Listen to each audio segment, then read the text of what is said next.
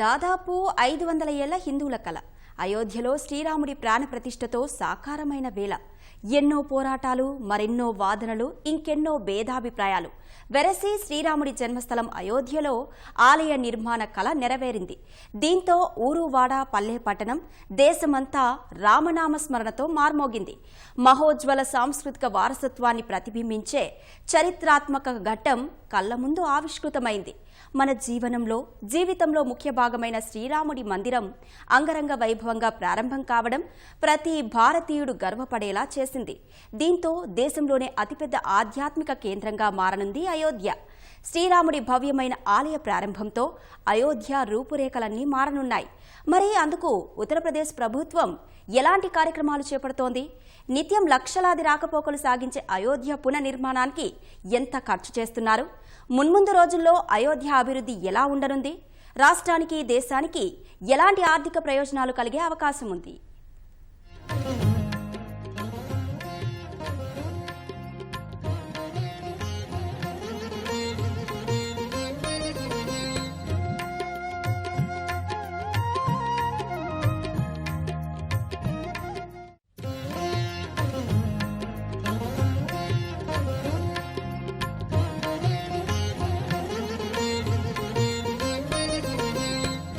కాశీ నుంచి కన్యాకుమారి వరకు, ఉత్తరం నుంచి దక్షిణం వరకు, తూర్పు నుంచి పడమర వరకు, ఆ చోటు ఈ చోటు అనే తేడా లేకుండా అంతటా రామనామమే. ఆలయాలు, ఆధ్యాత్మిక కేంద్రాలు ఎక్కడ చూసినా, ఏ నోట విన్నా అంతటా శ్రీరామ స్మరణే. జై శ్రీరామ్, జై శ్రీరామ్, జై శ్రీరామ్ అనే పాటలు ఊరు వాడ అంతటా మార్మోగాయి. ఏ ఒక్కరిని పలకరించినా అయోధ్య విశేషాలే. ఇలా ప్రతి ఒక్కరిని ప్రభావితం చేసింది అయోధ్య రామాలయం. 500 ఏళ్ల నాటి కల సాకారమవ్వడంతో ప్రతి హిందువు గర్వపడేలా చేసింది. ఎప్పుడెప్పుడు అయోధ్యకు వెళ్దామా, రాముల వారిని ఎప్పుడెప్పుడు దర్శనం చేసుకుందామా అనేది ప్రతి ఒక్కరి మదిలో మెదులుతున్న ఆలోచన.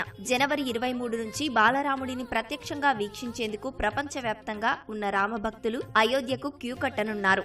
ఇలాంటి భక్తుల కోసం అయోధ్యలో అన్ని రకాల అభివృద్ధి కార్యక్రమాలు జరుగుతున్నాయి. ఆలయ నిర్మాణం, పరిసర ప్రాంతాలు సహా అయోధ్య నగరం భక్తుల రాకపోకలకు అనుకూలంగా చేపట్టాల్సిన అభివృద్ధి కార్యక్రమాలపై ఉత్తరప్రదేశ్ ప్రభుత్వం శ్రీరామ తీర్థక్షేత్ర ట్రస్ట్ ప్రత్యేక దృష్టి సారించింది. దీంతో ఆ ప్రాంత రూపురేఖలు మారడం సహా ఆర్థికాభివృద్ధి సాధించే అవకాశాలు మెండుగా ఉన్నాయి.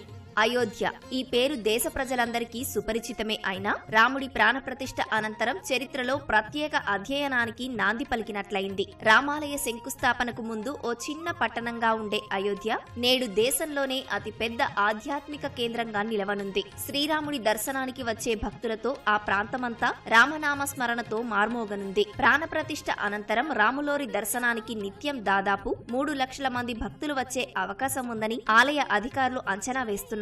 దానికి అనుగుణంగా ఆలయ శంకుస్థాపన నుంచే పలు అభివృద్ధి కార్యక్రమాలు చేపడుతున్నారు. రహదారుల విస్తరణ, దేశంలోని వివిధ ప్రాంతాల నుంచి వచ్చే భక్తుల నివాసార్థం పలు భవనాల నిర్మాణాలు చేపడుతున్నారు. రామాలయానికి వెళ్లే భక్తిపథ్, ధరంపథ్, జన్మభూమితో పాటు రాంపథ్ మార్గాలు విస్తరించాయి. అయోధ్యకు రాకపోకలు సాగించే అన్ని మార్గాలను ఉత్తరప్రదేశ్ ప్రభుత్వం విస్తరిస్తోంది. దీంతో గొప్ప ఆధ్యాత్మిక, పర్యాటక కేంద్రంగా విరాజిల్లనుంది అయోధ్య. అన్ని రకాలుగా అభివృద్ధి పథంలోకి మల్లుతోన్న అయోధ్య కొత్త రూపును సంతరించుకుంటుంది.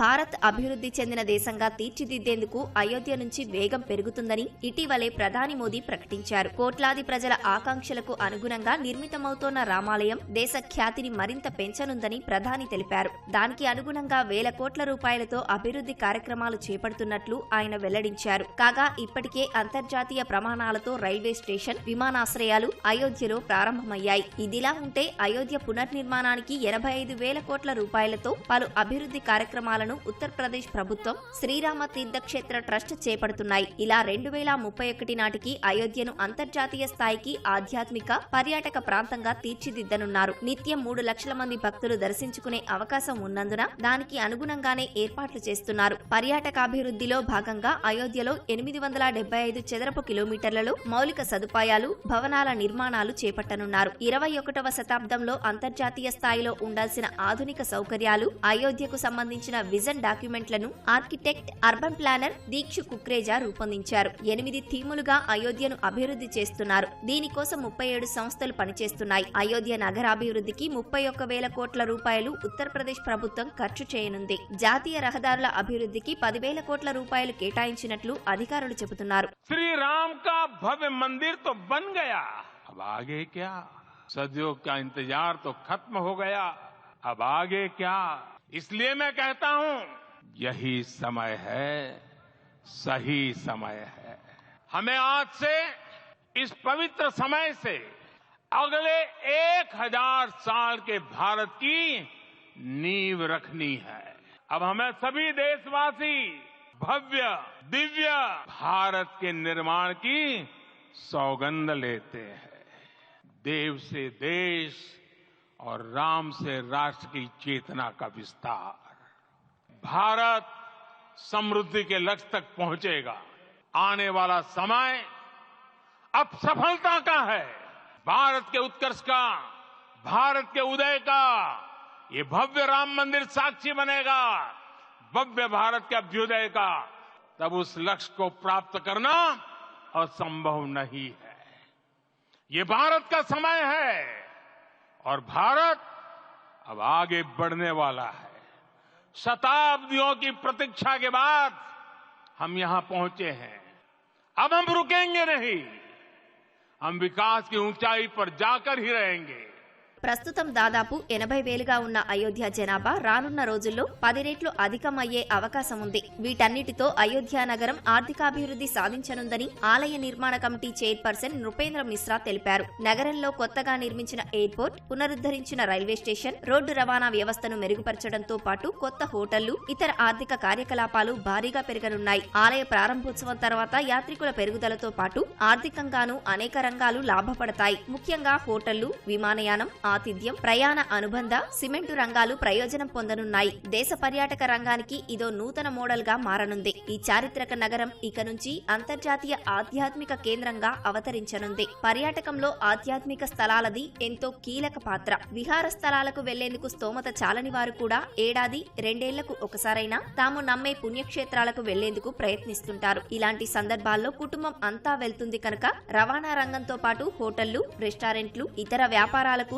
గిరాకీ పెరుగుతోంది. పలు రంగాలకు ఆదాయం అధికమై పన్నుల రూపేణా ప్రభుత్వాలకు అధిక మొత్తం లభిస్తోంది. తాజాగా ముగిసిన 2 నెలల యాత్రలతో శబరిమల అయ్యప్ప ఆలయానికే 357 కోట్ల ఆదాయం రావడం గమనార్హం. నేడు అయోధ్యలో రామమందిరాన్ని ప్రారంభించాక ఆధ్యాత్మిక పర్యాటకం పుంజుకుంటుందని ఎస్బీఐ రీసెర్చ్ అంచనా వేసింది. అయోధ్యకు వచ్చే వారికి సేవలందించేందుకు హోటళ్లు, ఆసుపత్రులు కూడా అధికమవుతాయి. 2022లో 2.21 కోట్ల మంది దేశీయ పర్యాటకులు అయోధ్యను సందర్శించారు. వీరి ద్వారా ఉత్తరప్రదేశ్ రాష్ట్ర ఖజానాకు 2 లక్షల కోట్ల రూపాయలు సమకూరాయి. దీనికి తోడు విదేశీ పర్యాటకుల ద్వారా మరో 10,000 కోట్ల రూపాయల ఆదాయం అందింది. విదేశీ పర్యాటకుల్ని ఆకట్టుకోవడంలోనూ ఉత్తరప్రదేశ్ ఇప్పటికే 5వ స్థానంలో ఉంది. కాగా రామాలయ ప్రారంభోత్సవం తర్వాత ఏడాదికి 5 కోట్ల మంది యాత్రికులు సందర్శించే అవకాశం ఉందని జెఫరీస్ నివేదిక అంచనా వేసింది. అయోధ్యలో పర్యాటకుల కోసం హోటళ్లు, గెస్ట్ హౌజుల నిర్మాణం అధికమవుతోంది. రామాలయ నిర్మాణంతో భూముల ధరలు కూడా అమాంతం పెరిగిపోయాయి. ప్రధాన ఆలయానికి 5-10 కిలోమీటర్ల దూరంలో గజం 2 లక్షల వరకు పలుకుతోందని నివేదికలు చెబుతున్నాయి. అయోధ్య రామాలయం ఉత్తరప్రదేశ్ ఆర్థిక స్థితిని మార్చనుందని ఆర్బీఐ అంచనా వేసింది. 2027 కల్లా మహారాష్ట్రతో పాటు ఉత్తరప్రదేశ్ ఆర్థిక వ్యవస్థ కూడా $500 బిలియన్ స్థాయిని అధిగమిస్తుందని, దేశ జీడీపీలో ఉత్తరప్రదేశ్ వాటా 10% ఉంటుందని ఆర్బీఐ పేర్కొంది. ఇలా రామాలయ నిర్మాణంతో ఎన్నో రకాలుగా అభివృద్ధి పథంలో పయనించనున్న అయోధ్య ఉపాధి అవకాశాలు పెంచనుంది. అయోధ్యలో ఉపాధి అవకాశాలు లేక మరో ప్రాంతానికి వలస వెళ్లిన వారు సైతం అయోధ్య అయోధ్యకు తిరిగి వస్తున్నారు. దీనికి తోడు ఒకప్పుడు వేల సంఖ్యలోనే భక్తులు రావడంతో స్థానిక చిరు వ్యాపారాలు అంతంత మాత్రంగానే ఉండేవి. ప్రస్తుతం ఆలయ నిర్మాణంతో వ్యాపారాలు అమాంతం పెరిగే అవకాశం ఉందని, తద్వారా తమకు లబ్ధి చేకూరుతుందని స్థానిక చిరు వ్యాపారులు సంతోషం వ్యక్తం చేస్తున్నారు. ఇలా ఎన్నో రకాలుగా అయోధ్య రామాలయం ఆధ్యాత్మిక కేంద్రంగానే కాక ఆర్థిక అభివృద్ధి సాధించే ప్రాంతంగానూ నిలవనుంది. ఇదిలా ఉంటే అయోధ్య రామాలయం ప్రాణప్రతిష్ఠకు వారం ముందు నుంచే దేశంలోని అన్ని ప్రాంతాల్లో భక్తిభావం మొదలైంది. తద్వారా రాముడి పేరిట కోట్ల వ్యాపారం జరిగింది. ఏదేమైనా 500 ఏళ్ల కల సాకారం అవ్వడం, దానిని కల్లారా చూడటం ఏ జన్మలో చేసుకున్న పుణ్యమో అని శ్రీరాముడి భక్తులు ఆనందం వ్యక్తం చేస్తున్నారు.